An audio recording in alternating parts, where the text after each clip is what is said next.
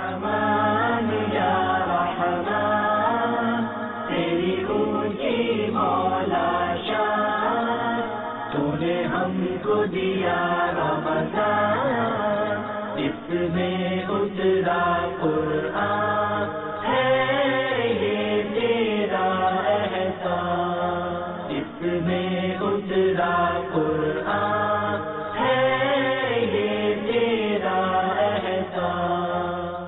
الحمدللہ رب العالمین والصلاة والسلام علی سید المرسلین، اما بعد فاعوذ باللہ من الشیطان الرجیم، بسم اللہ الرحمن الرحیم۔ الصلاة والسلام علیک یا رسول اللہ وعلی آلک واصحابک یا حبیب اللہ، الصلاة والسلام علیک یا نبی اللہ وعلی آلک واصحابک یا نور اللہ۔ مدنی چینل کے ناظرین، سلسلہ میرے رب کا کلام لیے ایک بار پھر حاضر ہوں۔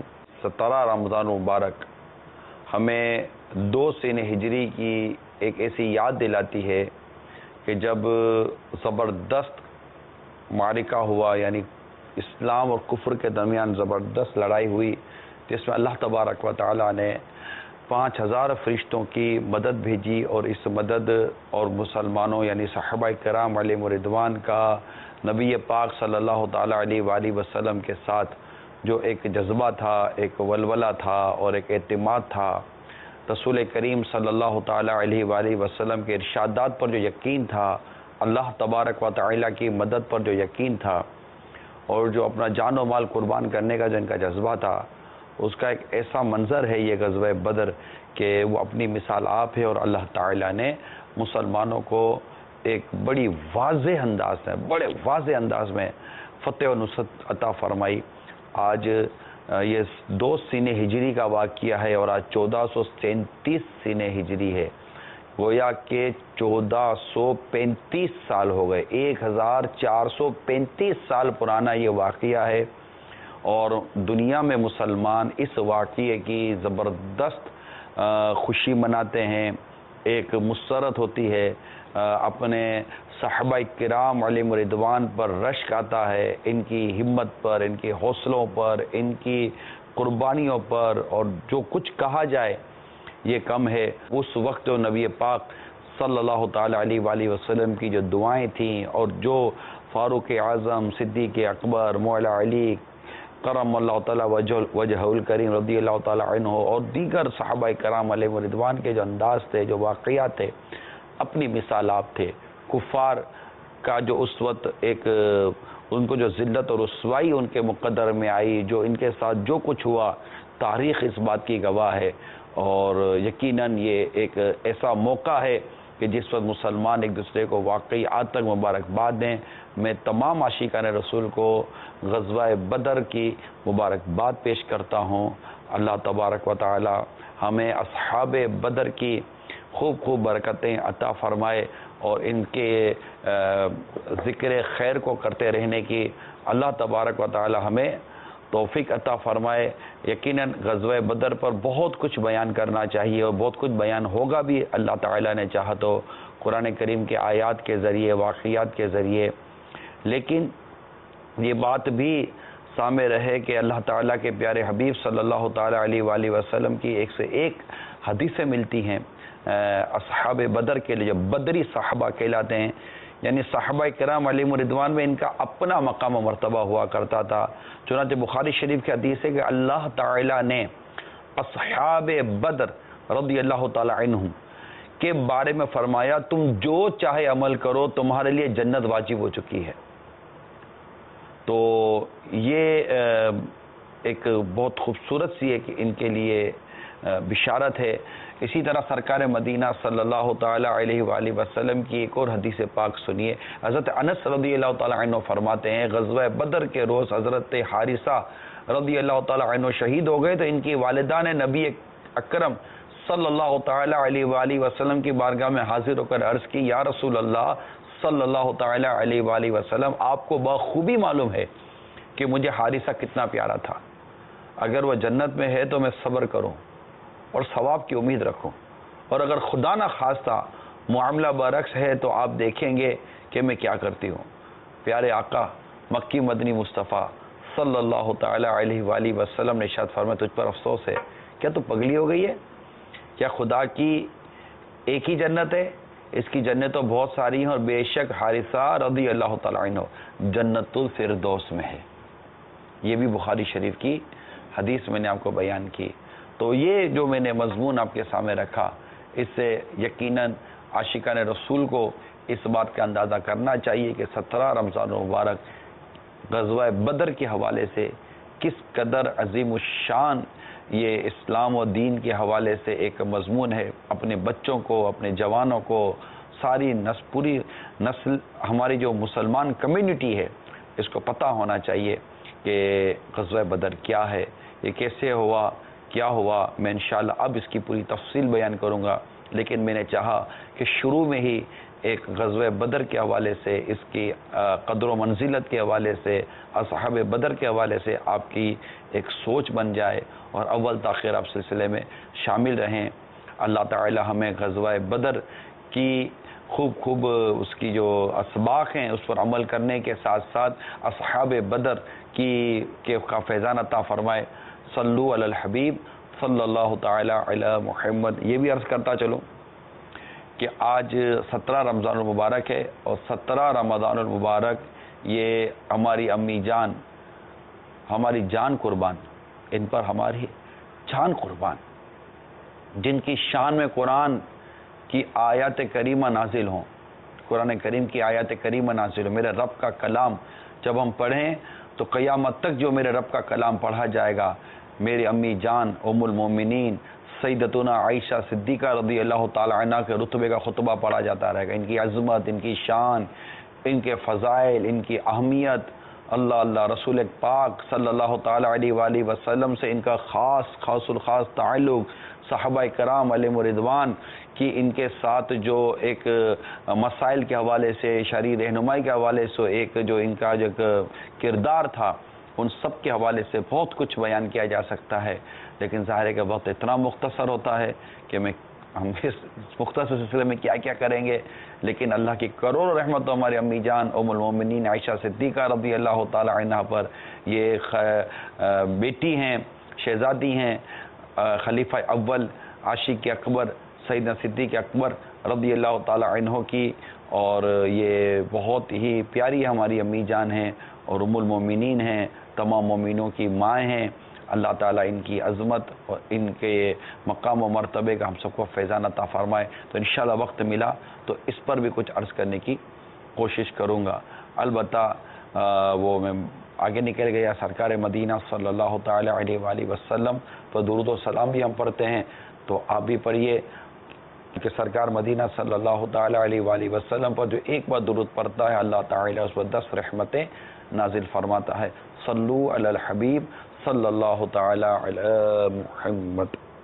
اب جو میں آپ کو تفصیلات بیان کرنے جا رہا ہوں، مدنی چینل کے تمام عاشقان رسول، مدنی منع، مدنی منیاں، ان کے بھائی بہن، بڑے چھوٹے، والدین، دادا دادی، نانا نانی، جو بھی آپ ہیں، آپ سب بیٹھ کر تسلی کے ساتھ، بڑی توجہ کے ساتھ سنیے کہ غزوہ بدر کیا تھا، کب ہوا، کیا کیفیت تھی، اور آج قرآن کریم کی کئی آیات تلاوت کی جائیں گی، بہت ساری آیات تلاوت کی جائیں گی۔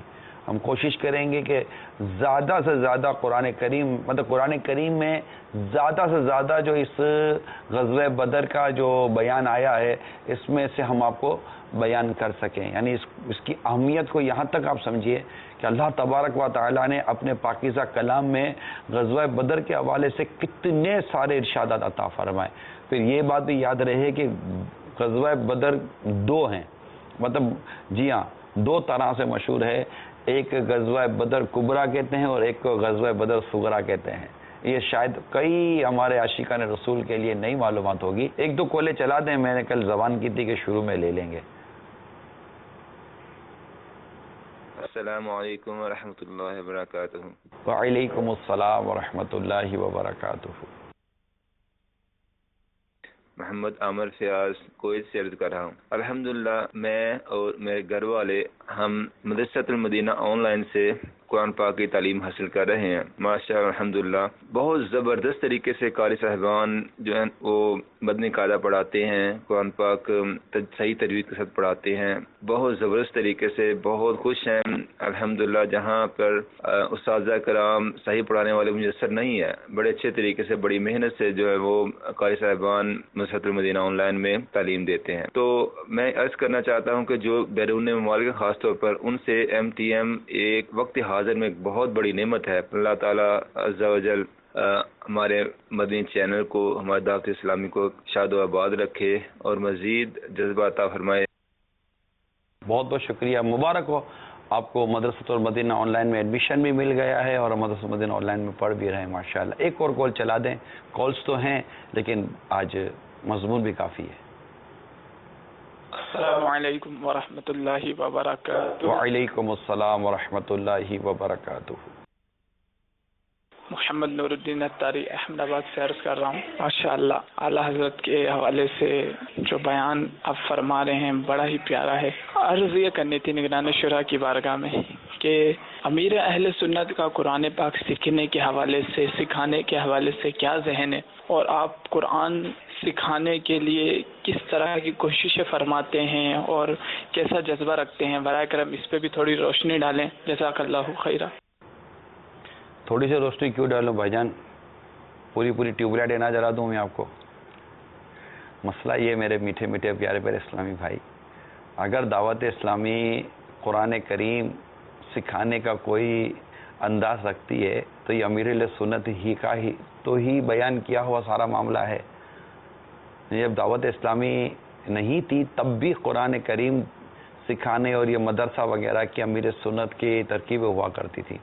اب شروع سے امام ہیں مسجد میں نمازیں پڑھاتے تھے, تو اگر دعوت اسلامی کا قرآن کریم درست کروانے کا, قرآن کریم کی تعلیم عام کرنے کا, یہ جو کچھ دعوت اسلامی کے مبلغین اور ذمہ داران کا جو ذہن ہے میرے میٹھے میٹھے اسلامی بھائی, امیر اہل سنت ہی کی تو عطا ہے کہ یہ سب ہونا چاہیے. بلکہ تحریک کا نام ہی جو رکھا گیا اس پر آپ غور کریں, تبلیغ قرآن اور سنت کی عالمگیر غیر سیاسی تحریک ہے یہ.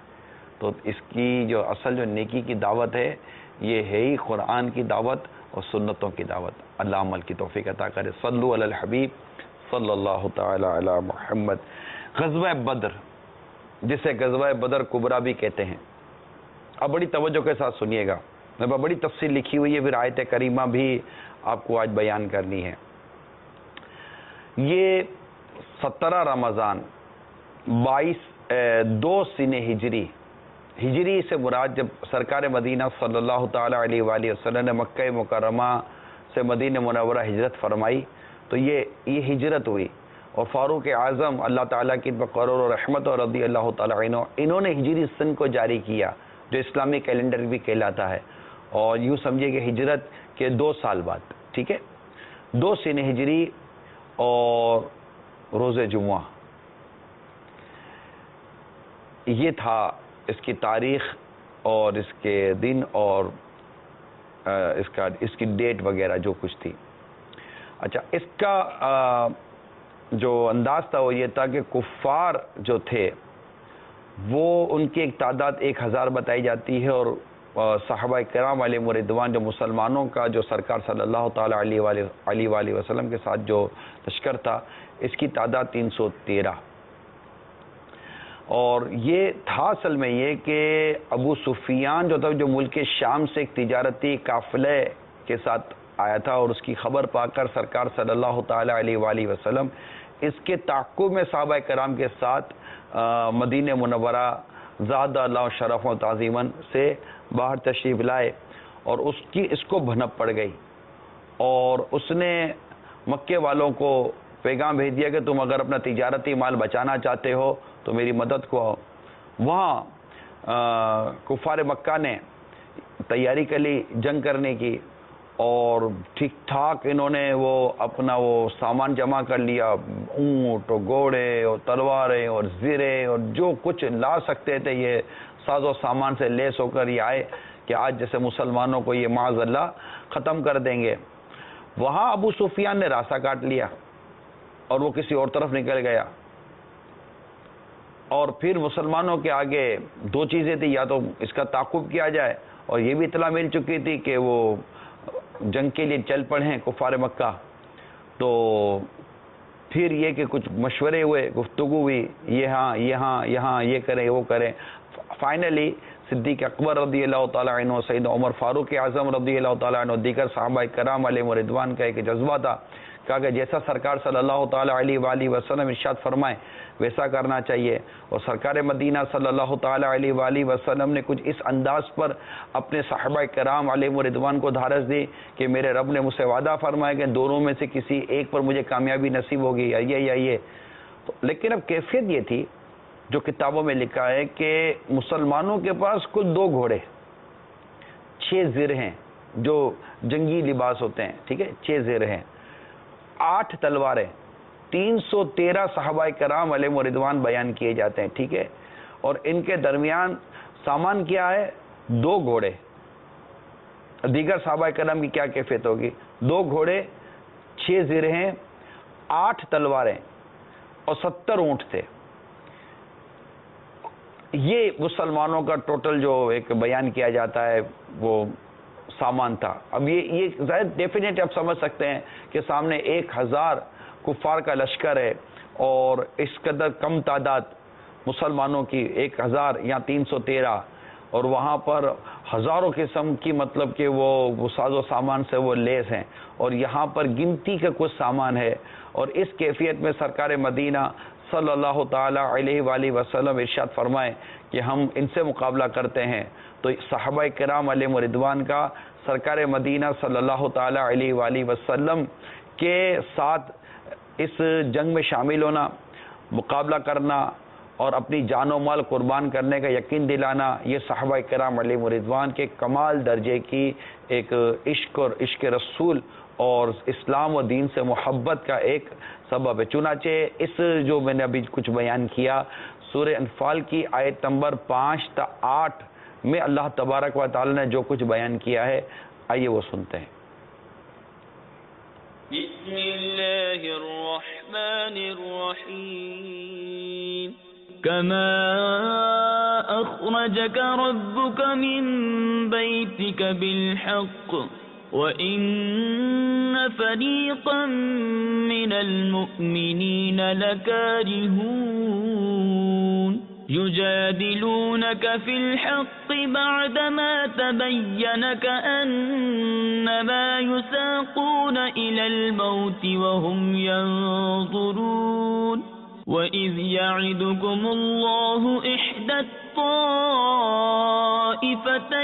أَنَّهَا لَكُمْ وَتَوَدُّونَ أَنَّ غَيْرَ ذَاتِ الشَّوْكَةِ تَكُونُ لَكُمْ وَيُرِيدُ اللَّهُ أَن يُحِقَّ الْحَقَّ بِكَلِمَاتِهِ وَيُرِيدُ اللَّهُ أَن يُحِقَّ الْحَقَّ بِكَلِمَاتِهِ وَيَقْطَعَ دَابِرَ الْكَافِرِينَ لِيُحِقَّ الْحَقَّ وَيُبْطِلَ الْبَاطِلَ وَلَوْ كَرِهَ الْمُجْرِمُونَ۔ جس طرح اے محبوب تمہیں تمہارے رب نے تمہارے گھر سے حق کے ساتھ برآمد کیا، اور بے شک مسلمانوں کا ایک گروہ اس پر ناخوش تھا، سچی بات میں تم سے جھگڑتے تھے، بعد اس کے کہ ظاہر ہو چکی، گویا وہ آنکھوں دیکھی موت کی طرف ہانکے جاتے ہیں۔ اور یاد کرو جب اللہ نے تمہیں وعدہ دیا تھا کہ ان دونوں گروہوں میں ایک تمہارے لیے ہے، اور تم یہ چاہتے تھے کہ تمہیں وہ ملے جس میں کانٹے کا کھٹکا یعنی کسی نقصان کا ڈر نہیں، اور اللہ یہ چاہتا تھا کہ اپنے کلام سے سچ کو سچ کر دکھائے اور کافروں کی جڑ کاٹ دے یعنی ہلاک کر دے، کہ سچ کو سچ کرے اور جھوٹ کو جھوٹا، پڑے برا مانے مجرم۔ صلو علی الحبیب صلی اللہ تعالی علی محمد۔ اب یہاں پر تو جو میں نے پچھلا موضوع بیان کیا قرآن کریم میں اس کے حوالے سے جو ارشاد آیا وہ بھی آپ نے سنا۔ یہاں حضرت عبداللہ بن عباس رضی اللہ تعالی عنہما کا ایک میں وہ بیان کروں کہ آپ نے فرمایا کہ جب ابو سفیان نے دیکھا کہ اس کا قافلہ خطرے میں نہیں ہے اور یہ نکل گیا، تو اس کی جماعت آگے نکل گئی، تو قریش کے پاس اس نے پیغام بھیجا کہ اب تم بھی اپنا جو لے کر نکلے ہو، میری مدد کے لیے آئے تھے، اب میں تو خطرے میں نہیں ہوں، لہٰذا تم واپس چلے جاؤ۔ یہاں ابو جہل تھا، بھی ابو جہل یعنی جاہلوں کا باپ، تو اس نے کہا کہ نہیں، ہم واپس نہیں جائیں گے یہاں تک کہ ہم بدر میں اتریں، 3 دن قیام کریں، اونٹ ذبح کریں، بہت سے کھانے پکائیں، شرابیں پئیں، کنیزوں کا گانا بجانا سنیں، عرب میں ہماری شہرت ہو اور ہماری ہیبت ہمیشہ باقی رہے۔ لیکن اللہ تبارک و تعالیٰ کو کچھ اور ہی منظور تھا۔ وہ بدر میں پہنچے تو شراب کے جام کی جگہ انہیں ساغر موت پینا پڑا۔ اللہ تعالیٰ کو جو منظور تھا وہی ہوا۔ کنیزوں کے ساز جو گانے وغیرہ تھے، اس کی جگہ ان پر رونے والی رونے لگیں، اور ان کے جانور اونٹ کیا کٹتے، ان کی گردنیں کٹ گئیں۔ تو اب یہ جو بات جو میں نے بھی بیان کی، اس طرف بھی سورہ انفال کی آیت نمبر 47 میں اللہ تبارک و تعالی نے جو کچھ ارشاد فرمایا، آئیے وہ جو مسلمانوں کو نصیحت کی گئی ہے وہ سنتے ہیں۔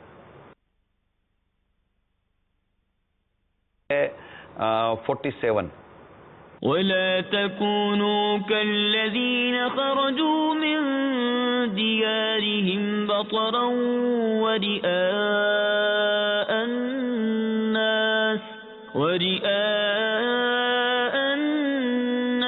ويصدون عن سبيل الله والله بما يعملون محيط۔ اور ان جیسے نہ ہونا جو اپنے گھر سے نکلے اتراتے اور لوگوں کو دکھانے کو اور اللہ کی راہ سے روکتے، اور ان کے سب کام اللہ کے قابو میں ہیں۔ دیکھا آپ نے، اللہ تبارک و تعالیٰ نے اس واقعے کا بھی کس قدر واضح بیان فرمایا۔ یہاں ایک اور بات بتاتا چلو، مشرکین جو تھے یہ جب مکہ مکرمہ سے بدر کی طرف چلے تھے تو اس وقت یہ کعبہ معظمہ کے پردوں سے لپٹ کر انہوں نے ایک دعا کی تھی۔ وہ دعا کیا تھی کہ یا رب، اگر محمد صلی اللہ تعالی علیہ وآلہ وسلم حق پر ہو تو ان کی مدد فرما، اور اگر ہم حق پر ہیں تو ہماری مدد فرما۔ ان کا یہ جو عمل ہے جو انہوں نے عمل کیا، اس عمل کو بھی اللہ تبارک و تعالی نے سورہ انفال کی آیت نمبر 19 میں ارشاد فرمایا۔ آئیے سنتے ہیں۔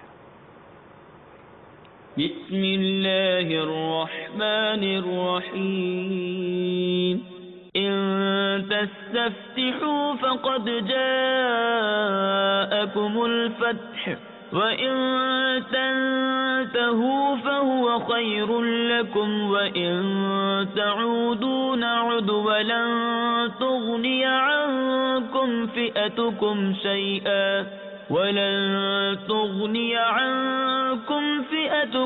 شَيْئًا وَلَوْ كَثُرَتْ وَأَنَّ اللَّهَ مَعَ الْمُؤْمِنِينَ۔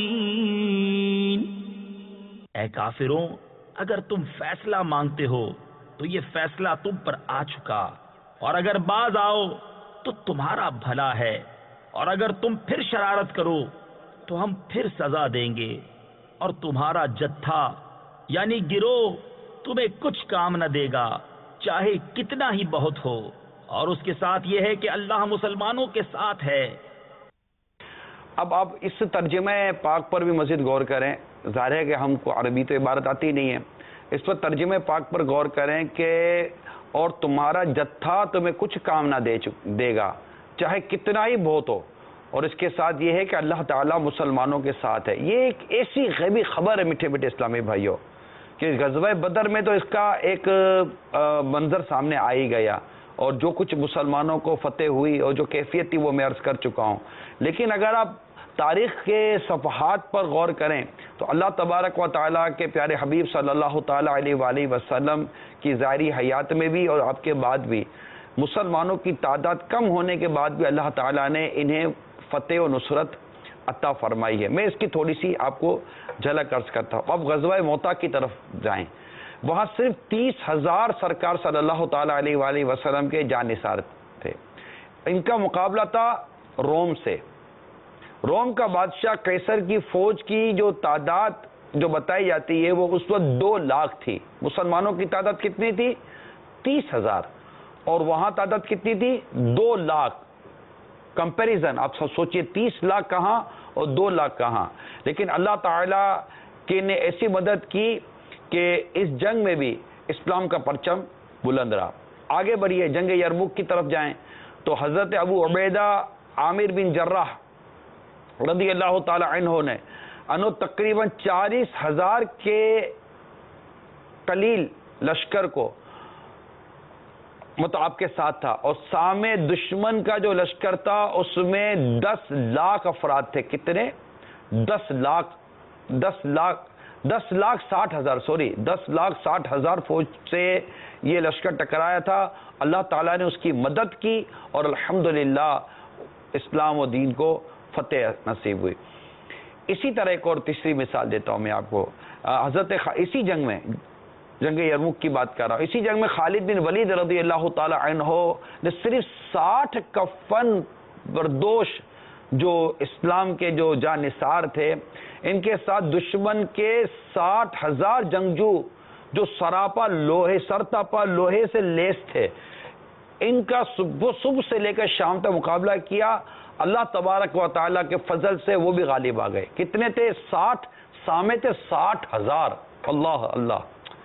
اسی طرح حضرت طارق بن زیاد رضی اللہ تعالی عنہ، نام بڑا مشہور ہے ان کا، تاریخی کتابوں بھی آپ نے پڑھا سنا ہوگا، جنہوں نے اندلس جو اسپین کہلاتا ہے اس کو فتح کیا تھا. 1700 ان کے ساتھ تھے اسلام پر جان نثار قربان کرنے والے، اسلام و دین کے شہدائی. اور سامنے جو وہاں کا جو بادشاہ تھا اس نے 70,000 شاہ سوار سے ان کو جنگ کرنی تھی، لیکن الحمدللہ اللہ تبارک و تعالی نے وہاں بھی فتح عطا فرمائے. بلکہ میں جن دنوں اندلس ابھی پچھلے دنوں میں گیا تھا اسپین میں، تو میں تاریخ پڑھ رہا تھا، تاریخ اندلس. اس میں طارق بن زیاد رضی اللہ تعالی عنہ کا بھی جو میں نے واقعہ پڑھا، تو یہ جس طرح یہ کشتیوں میں سوار ہو کر آئے تھے، تو جب کیونکہ ان کے ساتھ مسلمانوں کی تعداد اتنی زیادہ نہیں تھی اور سامنے جو پورا ایک امپائر کھڑا ہوا تھا، تو باقاعدہ میں نے کتاب میں پڑھا کہ اس وقت حضرت طارق بن زیاد رضی اللہ تعالی عنہ کو خواب میں سرکار صلی اللہ تعالی علیہ وآلہ وسلم کی زیارت ہوئی. ابھی سفر جاری ہے، اور سرکار مدینہ صلی اللہ تعالی علیہ وآلہ وسلم نے انہیں فتح و نصرت کی بشارت دی، اور آپ نے آنکھ کھلنے کے بعد اپنے ساتھیوں کو بشارت دی، اور الحمدللہ مدینہ ہو گئی. یہ الگ بات ہے کہ ہماری بے عملی اور ہماری جو کچھ ہماری کیفیت ہے کہ آج ہم اپنا وہ سارا ایک وقار کا ایک پورا ایک معاملہ تھا وہ ہم کھو چکے. لیکن بات یہ ہے کہ اللہ تبارک و تعالیٰ کی مدد، اللہ تعالیٰ کی مدد کا معاملہ ہی کچھ اور ہے. اللہ تعالیٰ مدد فرمائے تو بندہ کس پر غالب نہیں آ سکتا.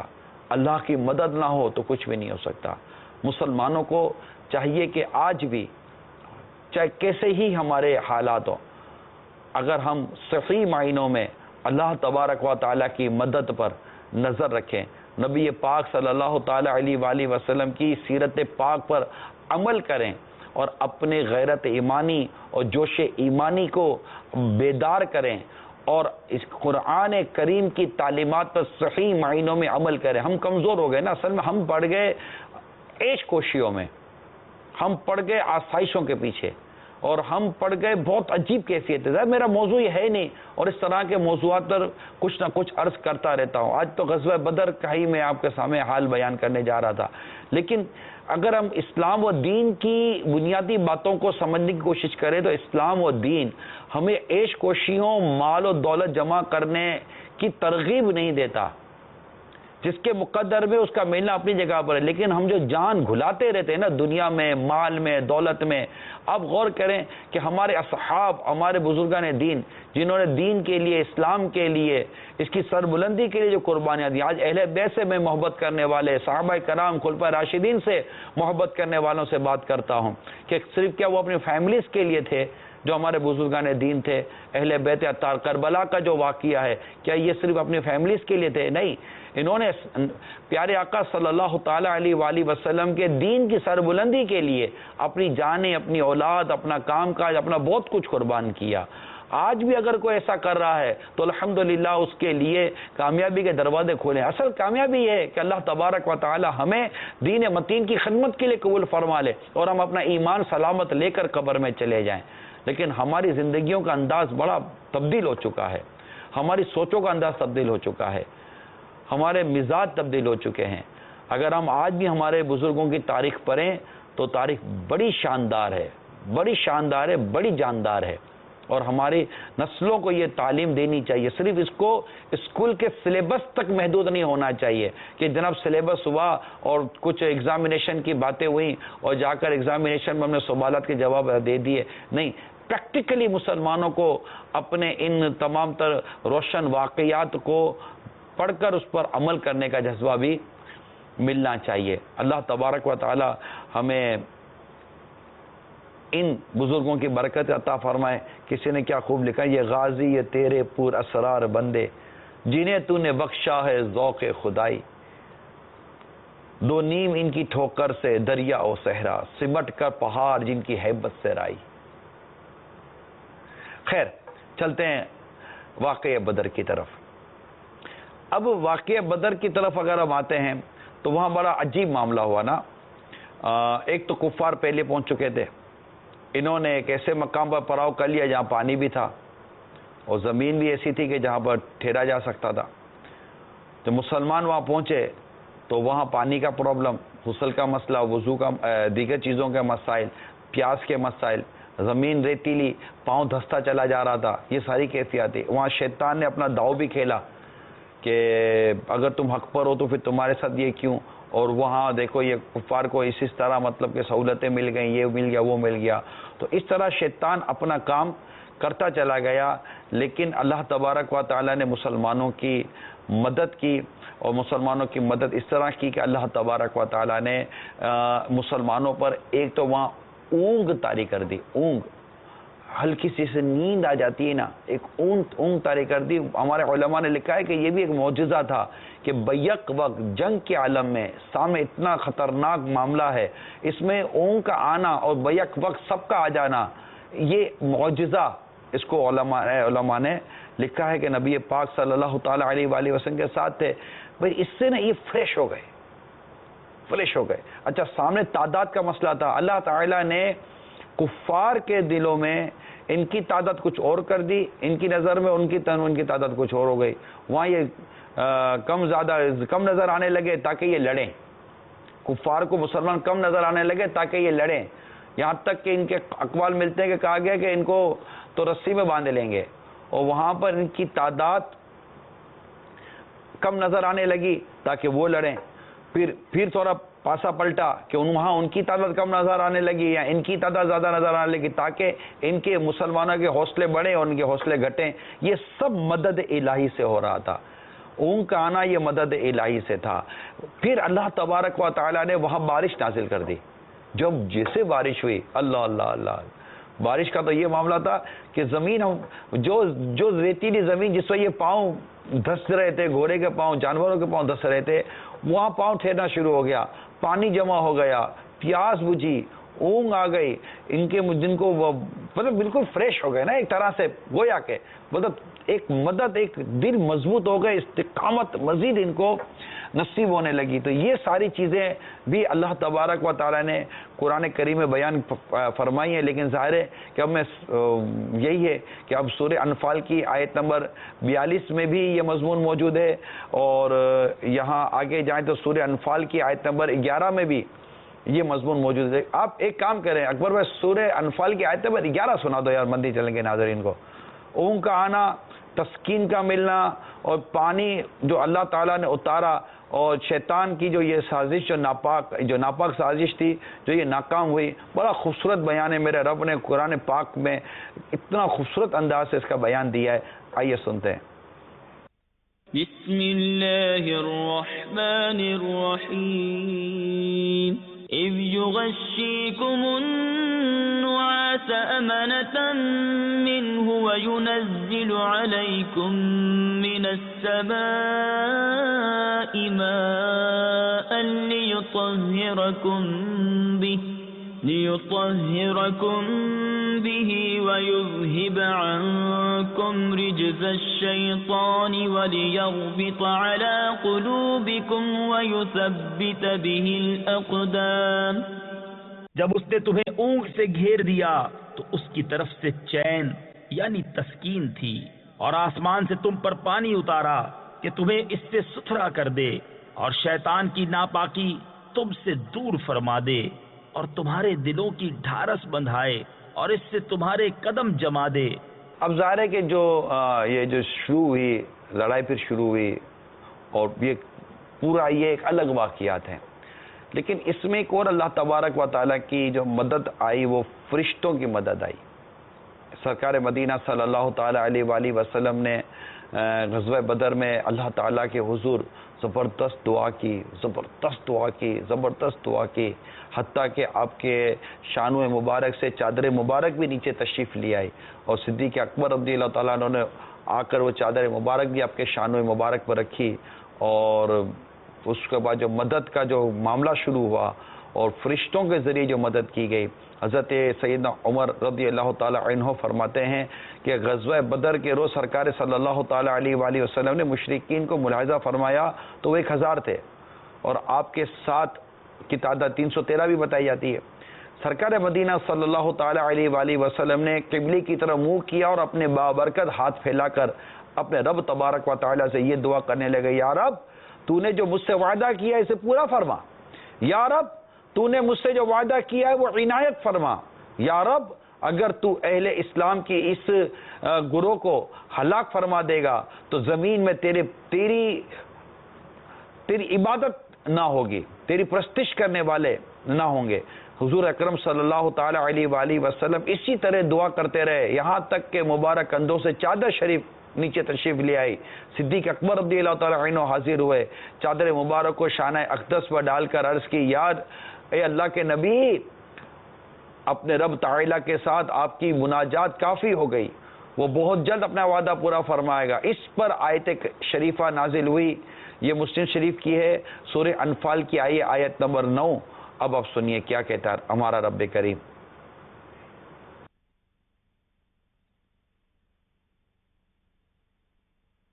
بسم اللہ الرحمن الرحیم. اذ تستغیثون ربکم فاستجاب لکم انی ممدکم بألف من الملائکۃ مردفین. جب تم اپنے رب سے فریاد کرتے تھے تو اس نے تمہاری سن لی کہ میں تمہیں مدد دینے والا ہوں 1000 فرشتوں کی قطار سے. بسم اللہ الرحمن الرحیم.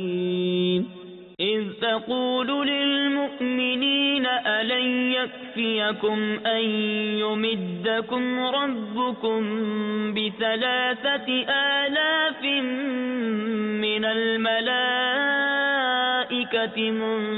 منزلين. بلى إن تصبروا وتتقوا ويأتوكم من فورهم هذا يمددكم ربكم ب5000 من الملائكة مسومين.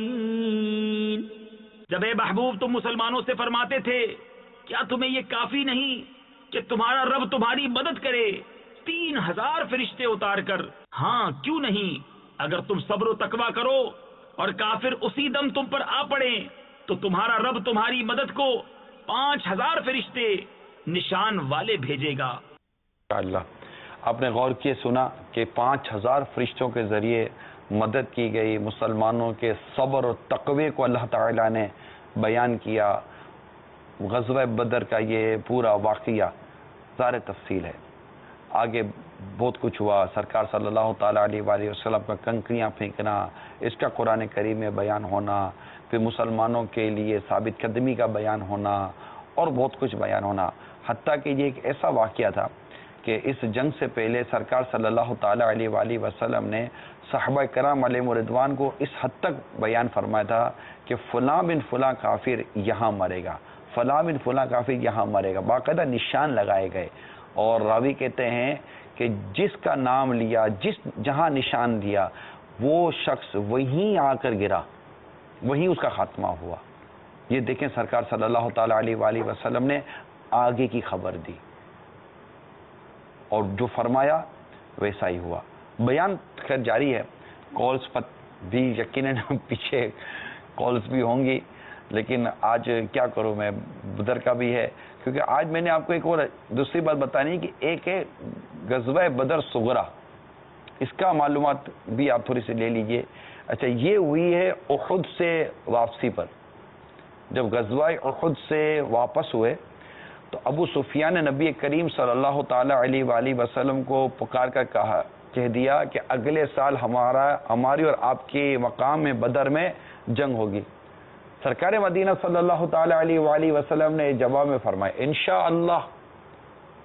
جب وہ وقت آیا تو ابو سفیان اہل مکہ کو لے کر جنگ کے لیے روانہ ہوا تو اللہ تعالیٰ نے ان کے دل میں خوف ڈالا اور انہوں نے واپس ہونے کا ارادہ کیا. اس موقع پر ابو سفیان نے نعیم بن مسعود سے ملاقات کی.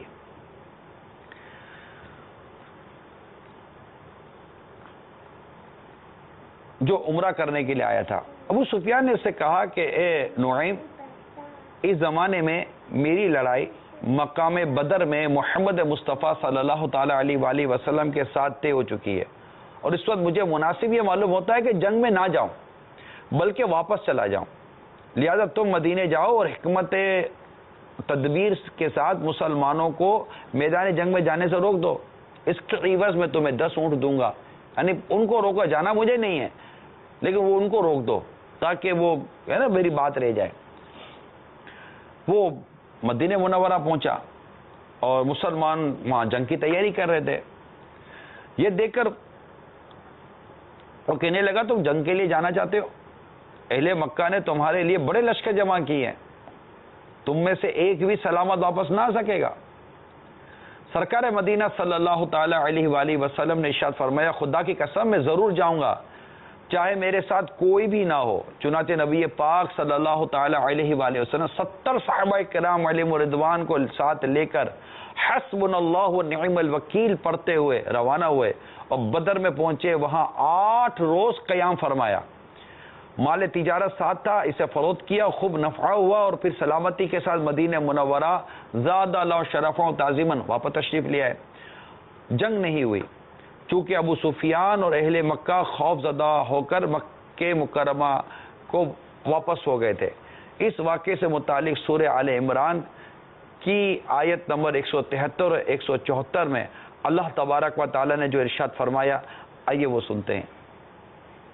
بسم اللہ الرحمن الرحیم.